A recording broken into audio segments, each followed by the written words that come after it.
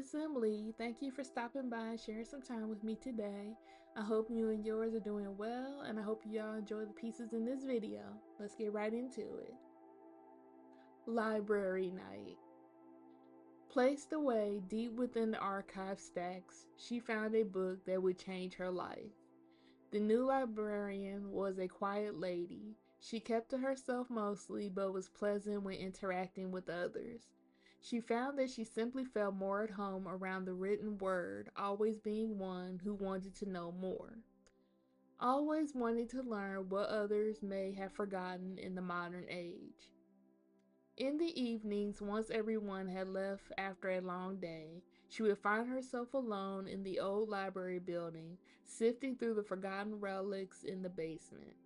She made it her task after a while to restore and straighten up the space as well as catalog any rare finds. After weeks of clearing the space, she found a book near the bottom of a box. As she dusted it off, she found it was a book pertaining to the ideas of good versus evil in the time before time. For weeks while reading this book, the young librarian found herself getting more and more interested in the ideas the book suggested about good and evils interacting and battles in their saved or condemned souls. One day, as she found herself at the end of the book, she was compelled to see if there were any other text around like it.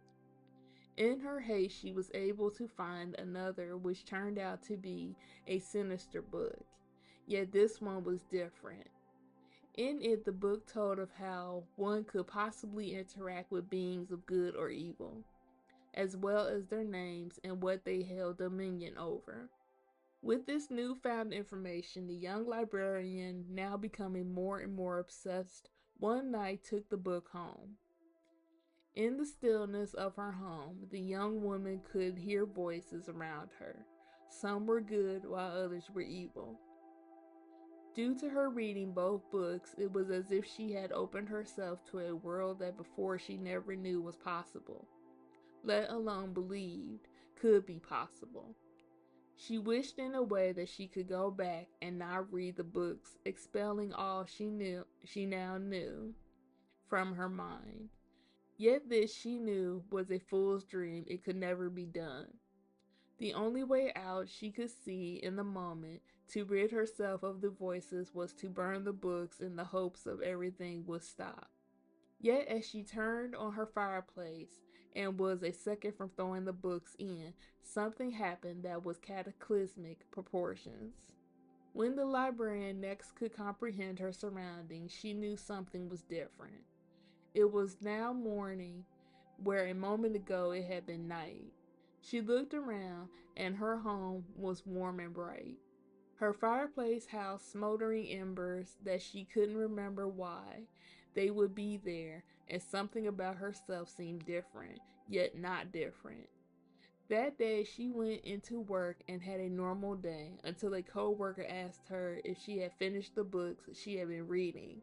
This was news to the young woman in that she had no idea what her co-worker was talking about. In that moment, her mind went foggy and a memory burned through her mind. There were two figures that night, one of light and one of darkness. Both came to her trying to persuade her to join their side.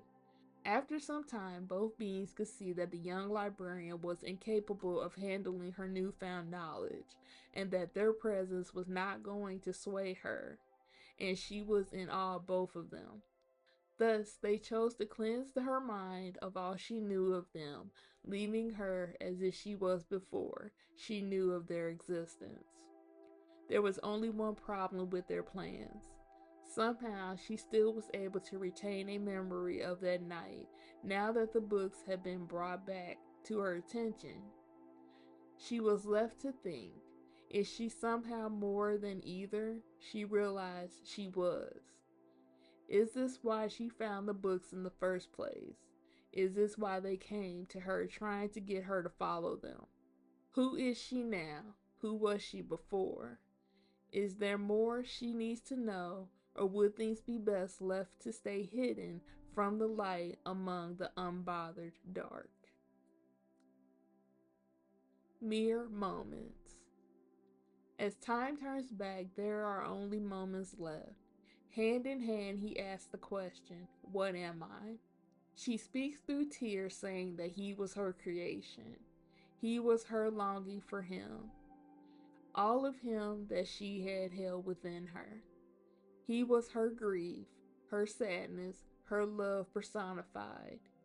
In that, he remembered all that they had together. He remembered when he told her that her mourning and loss were love enduring.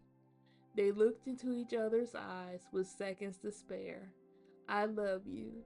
We will meet each other again." Runes. Show me your skills. Teach me your ways. You are trapped within my clutches. You are bound by the curse of your own mind. Walk through it all again. Tell me your story through your most painful moments. Only your magic exceeds my own. I want to know all that you know. I want your power for my own. As seen in the vision, you know not who you truly are.